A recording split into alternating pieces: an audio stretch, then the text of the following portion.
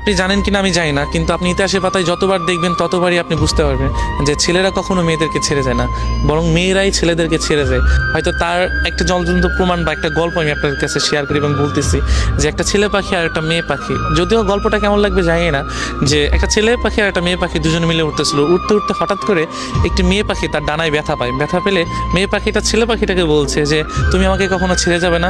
ছেলে পাখিটা ওই কথা শুনে মেয়ে পাখিটাকে বললো যে তোমাকে আমি কোনোদিনও ছেড়ে যেতে পারবো না। সেই কথা বলে তার একটি ডানা সে ভেঙে ফেলার পরে তাদের অনেক দিন পর একটা তুফান আসে, মানে একটা ঝড় আসে। হ্যাঁ, ঝড় আসার পরে তখন অনেক ঝড় আসতেছে, যে এমন ঝড় তাদের বাসা আর থাকবে না।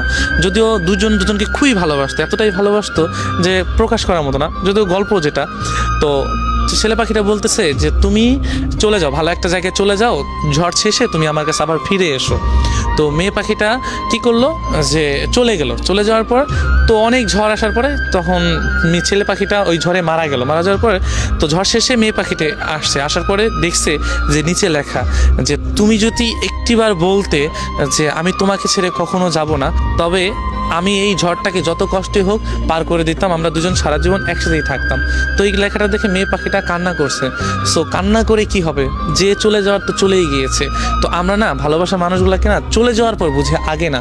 তো ইতিহাসের পাতা আপনি যতই দেখবেন ততই আপনারা বুঝতে পারবেন যে ছেলেরা কখনো যায় না, কারণ একজন ছেলে সব কিছুই সহ্য করতে পারে, শুধু প্রিয় মানুষের ছেড়ে যাওয়া। এবং প্রিয় মানুষ যদি থাকতে চায় সে যত কষ্টই হোক, এমন দুনিয়াতে অনেক কিছুই আছে যে একজন ছেলে একটা মেয়ের জন্য